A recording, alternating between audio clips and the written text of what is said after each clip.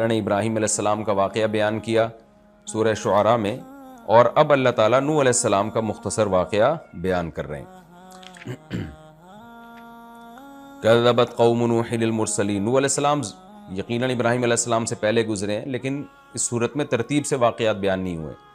نوح علیہ السلام کی قوم نے پیغمبروں کو جھٹلایا۔ اب دیکھیں انہوں نے جھٹلایا تو صرف نوح علیہ السلام کو تھا جو ایک پیغمبر ہیں، لیکن قرآن میں اور بھی جگہوں پر ایسا ہے کہ ایک پیغمبر کا انکار کیا ہوتا ہے، لیکن اللہ تعالیٰ جو اس کی تعبیر کرتے ہیں وہ یوں کہ تمام پیغمبروں کو جھٹلایا۔ وجہ اس کی ہے کہ ایک پیغمبر کو جھٹلانا تمام پیغمبروں ہی کو جھٹلانا ہے۔ آپ نے سلسلہ نبوت ہی کا انکار کر دیا، اور پیغمبروں کی بیسک تعلیمات سب کی ایک جیسی ہوتی ہیں۔ ایک کو غلط کر رہے ہیں تو کہہ رہے ہیں تو اس کا مطلب باقیوں کو بھی تو آپ اسی بیس پہ غلط کہہ رہے ہیں، تو اس لیے قرآن جو ہے یہ مرسلون کا لفظ استعمال کرتا ہے ایسے موقع پہ۔ اذ قال لهم اخوهم نوح، جب ان سے نوح علیہ السلام جو ان کے بھائی تھے، بھائی سے مراد قومی بھائی، انہی کے قبیلے کے، انہی کی زبان کے، انہی کے علاقے کے، اس لحاظ سے بھائی، جب انہوں نے کہا الا تتقون، تم ڈرتے کیوں نہیں ہو، انی لکم رسول امین، میں تمہارے لیے ایک پیغمبر ہوں امانت دار، اللہ کا پیغام ٹھیک ٹھیک تم کو پہنچا رہا ہوں، تمہاری خیر خواہی میں خیانت نہیں کر رہا، اللہ کے پیغام کو تم تک پہنچانے میں خیانت نہیں کر رہا، تو تمہیں ڈرنا چاہیے۔ ظاہر ہے نوح علیہ قرآن نے تو یہاں مختصر بیان کیا، 950 سال نوح علیہ السلام یہ سمجھاتے رہے، تو اس کا خلاصہ قرآن بیان کر رہا ہے کہ اس کے بعد بھی تم اللہ کے عذاب سے نہیں ڈرتے۔ فاتقوا اللہ، پس اللہ کے عذاب سے تم ڈرو، اللہ سے ڈرو کا مطلب اللہ کے عذاب سے ڈرو، واطیعون، اور میری اطاعت کرو تم۔ وما اسألکم علیہ من اجر، ایک سوال پیدا ہوتا ہے، بھائی آپ لیبل تو اللہ کا لگا رہے ہیں، لیکن ہو سکتا ہے اس میں آپ کا اپنا ذاتی مفاد ہو، آپ قوم کے لیڈر بننا چاہتے ہو، آپ چاہتے ہو کہ سب لوگ مجھے مانیں گے تو کل حکومت میرے پاس آئے گی، تو اس لیے نوح علیہ السلام نے اس اشکال کا جواب دیا، وما اسألکم علیہ من اجر، میں تم سے کوئی اجر کا مطالبہ تو نہیں کر رہا، اس میں مجھے کیا مل رہا ہے، ان اجری الا علی رب العالمین، جس رب العالمین نے مجھے پیغمبر بنا کے بھیجا ہے مجھے اجر دینا اسی کے ذمے ہے، تم سے تو کچھ بھی نہیں مانگ رہا میں۔ فاتقوا اللہ، لہذا جو میں تمہیں کہہ رہا ہوں اللہ سے ڈرو، اس کو دوبارہ تکرار کیا نوح علیہ السلام نے، اللہ سے ڈرو اور میری اطاعت کرو۔ قوم جواب میں کہتی ہے انؤمن لک، ہم تجھ پر ایمان لے کر آئیں، واتبعک الارذلون، اور جو ارذل لوگ ہیں قوم کے رسوا اور معاذ اللہ کمتر ترین لوگ ہیں وہ تو آپ کی اتباع کر رہے ہیں، تو اس سے تو ہماری بھی بے عزتی ہوگی جب ہم ان لوگوں کے پاس آ کے بیٹھیں گے، آپ کی مجلس میں ان لوگوں کے ساتھ بیٹھیں گے تو کوئی بڑے لوگ خاندانی لوگ آپ کی جو ہے کو فالو کرتے تو ہم بیٹھ جاتے آپ کے پاس، یہ تو آپ کے ارد گرد سارے قوم کے وہ لوگ جن کو ہم لفٹ نہیں کراتے، اپنی محفلوں میں نہیں آنے دیتے، کمتر لوگ، یعنی پیشے کے لحاظ سے کمتر تھے نا وہ، کوئی چوکیدار ہوگا، کوئی جمعدار ہوگا محلے کا، کوئی بیچارہ ٹھیلا لگاتا ہوگا اس وقت میں، کوئی غریب ہوگا، کوئی اس زمانے کے لحاظ سے جو بھی پست درجے کی ملازمت تھی، تو وہ اس طرح کے لوگوں کو وہ انہوں نے ذلیل کہا کہ ہم ان لوگوں کے ساتھ کیسے بیٹھ سکتے ہیں آپ کے پاس۔ تو نوح علیہ السلام نے جواب میں فرمایا قال وما علمی بما كانوا يعملون، مجھے کیا علم کہ یہ کیا کچھ کر رہے ہیں، یعنی ان کے پیشے سے مجھے کیا لینا دینا کہ کون ٹماٹر بیچ رہا ہے، کون جو ہے وہ موچی بنا ہوا ہے، کون چوکیداری کرتا ہے، کون گھر میں کسی کے ملازمت کے طور پر گھر میں جھاڑو لگا رہا ہے، مجھے ان چیزوں سے کیا لینا دینا، ان حسابهم الا علی ربی، ان کا حساب تو رب کے ذمے ہے، لو تشعرون، اگر تمہیں شعور حاصل ہو، یعنی یہ دوسری پہلا جملہ تو نوح علیہ السلام نے اس پہ کہا کہ وہ پیشے پر کو آر کے طور پر دلاتے تھے نا کہ یہ اس طرح کے لوگ آپ کے پاس آئے ہوئے، ہم تو بڑے بڑے بزنس مین ہیں، ہم تو کوئی حکومتی لوگ ہیں، یا جو بھی آج کل فخر کی چیزیں اس زمانے میں بھی تھیں۔ دوسرا اعتراض یہ تھا کہ ان کو تو کہیں عزت مل نہیں رہی ہے تو یہ آپ کے پاس آ جاتے ہیں، یہاں تھوڑی سی ان کو محبت مل جاتی ہے، تو یہ جو آپ پر ایمان لے کر آئے ہیں یہ اخلاص نہیں ہے، بلکہ یہ صرف یہاں تھوڑی سی ان کو ویلیو مل رہی ہے، عزت مل رہی ہے، اس بیس پہ ایمان لے کر آ رہے ہیں۔ اس کی مثال ایسے جیسے ہندوؤں میں جو پست ترین قومیں ہوتی ہیں نا، تو بسا اوقات اس قوم کا کوئی شخص اسلام قبول کر لیتا ہے، تو ہندوؤں میں جو قومیں اونچی سمجھی جاتی ہیں وہ ان کو تانا دیتے ہیں کہ اصل میں ہمارے مذہب میں تو تمہیں عزت مل نہیں رہی تھی، اور اسلام میں ذات پات کا فرق ہے نہیں، تو اسلام ان کو پروٹوکول دے رہا ہے، تو پروٹوکول کے چکر میں یہ مسلمان ہو جاتے ہیں۔ تو یہ الزام آج بھی ہندوؤں میں ان قوموں پہ لگتا ہے جو پس درجے کی قومیں ہیں، اور ان کو ہندو مذہب میں مذہبی طور پر ذلیل اور کمتر سمجھا جاتا ہے، یعنی وہ چاہے کتنے پڑھ لکھ بھی جائے نا تو ان کو کمتر ہی سمجھا جائے گا، کیونکہ ہندوؤں میں ایک ذات پات کا ایک نظام ہے، مذہب کا حصہ ہے ان کے. تو جب وہ اسلام قبول کرتے ہیں تو وہ نماز میں صف اول میں بیٹھ سکتے ہیں. وہ اگر علم حاصل کر کے عالم بن جائیں تو مسجدوں میں امامت مل جاتی ہے ان کو. وہ شرعی عدالت کے جج بن سکتے ہیں، وہ سب کچھ بن سکتے ہیں. اسلام میں تو ان چیزوں میں فرق نہیں رکھا. تو لیکن میں نے دیکھا ہے، یہ سنی ہے یہ خبریں، کہ بڑے جو ہندو لوگ ہیں نا، وہ پھر تانے دیتے ہیں کہ تم اس چکر میں مسلمان ہوئے. تو یہاں بھی ایسا ہی تھا کہ نوح علیہ السلام سے ان کی قوم نے کہا کہ اصل میں یہ کمتر لوگ ہیں، ان کو کوئی عزت نہیں دے رہا، تو آپ ان کو بٹھا لیتے ہیں اور یہ آپ کے ان کو پروٹوکول دیتے ہیں، عزت دیتے ہیں، محبت دیتے ہیں، تو یہ اس چکر میں مسلمان ہو رہے ہیں. تو اس لیے نوح علیہ السلام نے اگلی آیت میں اس کا جواب دیا. پہلی آیت میں تو اس کا جواب دیا کہ مجھے کیا علم کہ یہ کیا کر رہے ہیں، یعنی میرا اس سے کیا لینا دینا، یہ جو بھی کریں یہ پیشے کے بارے میں تو مجھ سے تھوڑی پوچھا جائے گا کیا پیشہ ہے. میری تو ذمہ داری ہے کہ میں حلال حرام کا فرق بتاؤں. اور دوسرا، ان حسابہم الا علی ربی، ان کا حساب بھی میرے رب پر ہے. وہ فیصلہ کر لے گا کہ یہ کیوں میرے ارد گرد اکٹھے ہو رہے ہیں، کیا دنیا کی لالچ میں ہو رہے ہیں یا آخرت کی لالچ میں ہو رہے ہیں. میں ظاہر کا مکلف ہوں.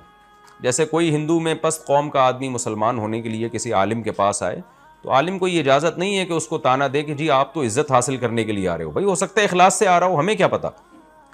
تو یہ تو دلوں کے حالات تو اللہ ہی جانتے ہیں. بالکل وہی بات ہے جیسے صحیح حدیث میں ہے کہ ایک صحابی نے ایک شخص کو میدان جنگ میں قتل کیا، حالانکہ وہ کلمہ پڑھ چکا تھا. تو نبی صلی اللہ علیہ وسلم نے جب پوچھا کہ بھئی انہوں نے تو کلمہ پڑھ لیا تھا تو تم نے کیوں قتل کیا، انہوں نے فرمایا کہ یا رسول اللہ یہ تو موت کے ڈر سے پڑا ہے. تو آپ اتنے غضبناک ہوئے، فرمایا ہلا شققت قلبہ، تم نے ان کے دل کو چیر کے کیوں نہیں دیکھا. یعنی دل تک کون پہنچ سکتا ہے، ہم تو ظاہر کے مکلف ہیں، اندر کس کے کیا ہے یہ ہمیں کیا پتا. تو اس لیے نوح علیہ السلام نے فرمایا ان حسابہم الا علی ربی، ان کا حساب تو میرے رب پر ہے. بھائی لو تشعرون، اگر تم شعور حاصل کرو، تم کچھ شعور کی بات کرو، تو دنیا میں کہیں بھی ایسا نہیں ہوتا کہ دلوں میں جھانک کے دیکھا جائے. ایک کام اچھا کر رہا ہے تو اچھا ہی کہا جائے گا اس کو. یہ آج بھی ہمارے یہاں بہت بڑا مسئلہ ہے. یہ یعنی میں نے دیکھا ہے، ابھی میرا ایک کلپ وائرل ہوا تو اس میں کوئی یونیورسٹی کے ٹیچر ہیں، وہ مجھے بڑا اپریشیٹ کر رہے ہیں کہ مفتی صاحب نے مجھ سے معافی مانگی. میں نے کہیں مزاح کی کوئی بات ان سے کر لی تھی، تو وہ ٹیچر تھے، تو ٹیچر ہونے کی بیس پہ مجھے لگا کہ یار یہ ٹیچر ہیں تو ان کو رسپیکٹ دینی چاہیے تھی، یونیورسٹی کے ٹیچر ہیں، ان کو عام اسٹوڈنٹ کی طرح مجھے نہیں چاہیے تھا کہ میں ان کے ساتھ اپنا رویہ رکھوں. تو انہوں نے بھی اس کو اپریشیٹ کیا، بھائی مفتی صاحب نے مجھ سے سوری کیا، ایک استاذ کا احترام ہے مفتی صاحب کے دل میں. تو میں نے دیکھا بعض لوگوں نے کمنٹس کیے، میں اصل میں یہ یونیورسٹی کے مینجمنٹ میں ہے، تو مفتی صاحب یہ چاہ رہے تھے کہ جی وہ مینجمنٹ سے اچھے تعلقات رہیں یونیورسٹی کے، اور مفتی صاحب کو کون سا فری میں بیان ہوا ہوگا، لفافے ملے ہوں گے. تو بلا وجہ نا بدگمانی، حالانکہ مجھے نہیں پتا تھا کہ یہ ابھی بھی نہیں پتا کہ وہ مینجمنٹ میں ہے یا نہیں ہے. میں نے تو ٹیچر ہونے کی حیثیت سے ہی ان سے سوری کی، اور نہ کوئی مجھے بیان میں لفافہ ملا، نہ ملتا ہے الحمدللہ. لیکن ہمارے یہاں بدگمانیاں بدگمانیاں بدگمانیاں، اس کا نتیجہ یہ نکلتا ہے کہ کوئی بھی اچھا کام کرنا چاہے نا تو لوگوں کی طرف سے اس کو اپریشیٹ کیا ہی نہیں جاتا. اس میں 20 قسم کے ہم عیب تلاش کرنا شروع کر دیتے ہیں. یہاں تک کہ ہمارے حکمران بہت سے غلط کام کر رہے ہوتے ہیں لیکن بہت سے اچھے بھی تو کر رہے ہوتے ہیں. جب کچھ اچھا بھی کرتے ہیں تو لوگ اس میں کیڑے ہی نکالتے ہیں، عیب تلاش کرتے ہیں. اصل میں ان کی یہ نیت تھی، اصل میں ان کی یہ نیت تھی. بھائی ہمیں نہیں پتا کیا نیت تھی، ہم نے اچھے کو اچھا کہنا ہے، برے کو برا کہنا ہے. برا کام بھی کوئی اچھی نیت سے کر رہا ہو تو اچھا تھوڑی کہا جائے گا. کوئی چوری کرتے ہوئے پکڑا گیا، اب یہ تو نہیں کہا جائے گا کہ وہ کہے کہ میں اس نیت سے چوری کر رہا تھا. بھائی آپ جس نیت سے بھی کر رہے تھے، کر تو چوری رہے تھے.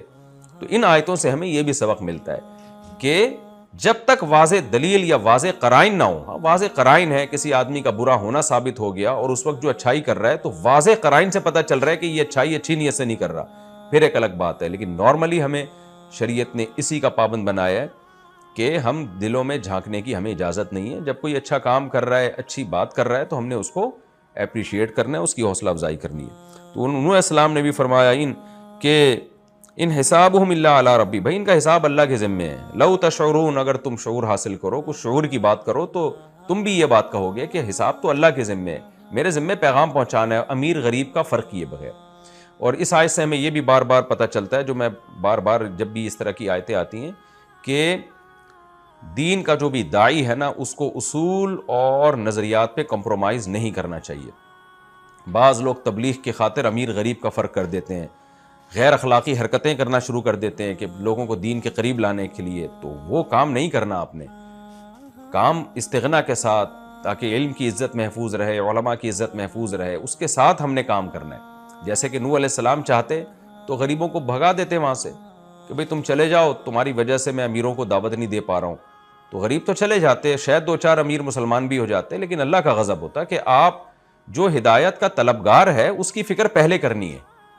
یعنی ایک امیر ہے، ایک غریب ہے، غریب چاہتا ہے آپ اس کو ہدایت ملے، وہ آپ سے سیکھنے کے لیے آ رہا ہے، آپ صرف اس بیس پہ اس کو نہیں سکھا رہے کہ میں امیروں کو سکھاؤں گا، یہ غلط ہے. باقی اس آیت سے یہ قطعاً پتہ نہیں چلتا کہ امیروں پہ الگ سے محنت نہیں کرنی چاہیے. امیروں پہ یا قوم کا جو ایلیٹ طبقہ ہے، جو جس کا اثر زیادہ ہوتا ہے عوام پر، تو ان پہ پیغمبروں نے الگ سے محنت کی ہے. جیسے نبی صلی اللہ علیہ وسلم قوم کے سرداروں کو الگ سے دعوت دیا کرتے تھے. موسیٰ علیہ السلام کو اللہ نے ڈائریکٹ فرعون کے پاس بھیجا کہ ایک انسان صحیح ہوگا تو ماتحت سارے صحیح ہو جائیں گے. تو اس میں کوئی خرابی نہیں ہے. خرابی جب ہے کہ جب ایک غریب آنا چاہ رہا ہو، آپ اس کو غریب ہونے کی بیس پہ مسترد کر دیں کہ جی اس کی وجہ سے وہ نہیں آئے گا، یہ غلط ہے. اس کی وجہ سے اگر وہ نہیں آتا تو 100 دفعہ نہ آئے. تو اسلام جو ہے لا اکراہ فی الدین، دین میں زبردستی نہیں ہے، سیدھا راستہ اور گمراہی کا راستہ کھلا ہوا ہے. کسی کی وجہ سے کسی کو گمراہ کر دیا جائے، اس کو علم نہ دیا جائے، یہ جائز نہیں ہے. آگے نوح علیہ السلام نے صاف کہہ دیا وما انا بطارد المومنین، میں ان مومنوں کو دھتکار نہیں سکتا کہ تمہارے ایمان کی لالچ میں ان غریب لوگوں کو دھکا دے دوں، ان کو نکال دوں اپنے دربار سے، یہ نہیں ہو سکتا. ان انا الا نذیر مبین، میں تو اللہ کی طرف سے ڈرانے والا ہوں، تمہیں بھی ڈراؤں گا، ان کو بھی ڈراؤں گا. دوسرے مقام پہ تو نوح علیہ السلام کا بہت سخت جملہ ہے کہ اے میری قوم، اگر میں ان کو اپنے دربار سے نکال دوں تو من ینصرونی من اللہ، تو مجھے اللہ کے عذاب سے کون بچائے گا. یعنی اللہ کہے گا تو نے میری مخلوق میں فرق کیوں کیا. دیکھیں یہ ہے پاکیزہ دعوت جو اخلاص پر مبنی ہوتی ہے. آج بہت ساری تنظیمیں، تحریکیں ایسی ہیں جن کے مخلص نہ ہونے کی ایک بہت بڑی دلیل یہ ہے کہ وہ غریبوں کو لفٹ ہی نہیں کراتے. کوئی امیر آ جائے تو بس دیکھیں آپ، ان کے ایسے شخصیتیں بھی ہیں، کوئی غریب آ جائے تو غریبوں کے لیے ملاقات ہی نہیں ہے، لفٹ ہی نہیں کرائی جاتی ان کو. اور امیر آ جائے تو یا کوئی بڑا آ جائے، سیٹھ آ جائے تو پھر اس کے آگے پیچھے پھر رہے ہوتے ہیں.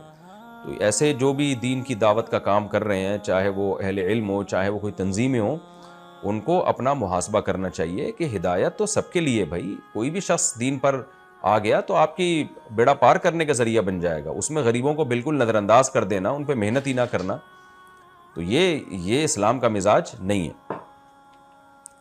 قالوا لئن لم تنتہ یا نوح، جب نوح علیہ السلام نے صاف کہہ دیا میں ان فقراء اور مسکینوں کو اپنی مجلس سے نہیں نکال سکتا، تو قوم جواب میں کہتی ہے نوح اگر تو اپنی دعوت سے باز نہ آیا لتکونن من المرجومین، تو مرجومین میں سے ہو جائے گا، یعنی تجھے مار دیں گے، ہم ہلاک کر دیں گے.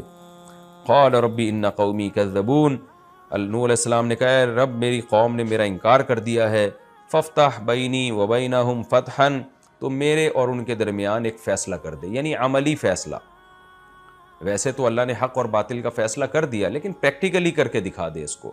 یہ نوح علیہ السلام نے جب دعا مانگی، قرآن میں دوسرے مقام پہ پتہ چلتا ہے کہ یہ بالکل آخر میں جب اللہ نے بتا دیا لن یؤمن من قومک الا من قد آمن، کہ اے نوح اب مزید کوئی شخص ایمان نہیں لے کر آئے گا، اس کے بعد نوح علیہ السلام نے پھر یہ بد دعا کی ہے. وَنَجِّنِي وَمَن مَّعِيَ مِنَ الْمُؤْمِنِينَ، اے اللہ مجھے اور میرے ساتھ جو مومنین ہیں ان کو نجات دے دے. اللہ کہتے ہیں فَأَنجَيْنَاهُ، ہم نے نوح کو بھی نجات دی، وَمَن مَّعَهُ، اور جو لوگ نوح کے ساتھ تھے، فِي الْفُلْكِ الْمَشْحُونِ، بھری ہوئی کشتی میں، سب کو ہم نے نجات دے دی. ثُمَّ أَغْرَقْنَا بَعْدُ الْبَاقِينَ، اس کے بعد ہم نے باقی سب کو ہلاک کر دیا. ان فی ذلک لآیہ، بے شک اس واقعے میں بہت بڑی نشانی ہے. وما کان اکثرهم مومنین، ان میں اکثر لوگ مومن نہیں ہیں. وان ربک لہو العزیز الرحیم، اور اللہ ہر رکوع کی ہر واقعہ سنا کے آخر میں یہ آیت دہراتے ہیں کہ بے شک تیرا رب زبردست غالب ہے، دیکھو جو چاہتا ہے کرتا ہے. اتنی بڑی قوم کو ہلاک کر دیا. الرحیم، اور رحم کرنے والا بھی ہے. جو ایمان لائے، توبہ کر لی، ان کے سارے گناہوں کو معاف بھی کیا اور ان کو اس بڑے عذاب سے کشتی میں ڈال کے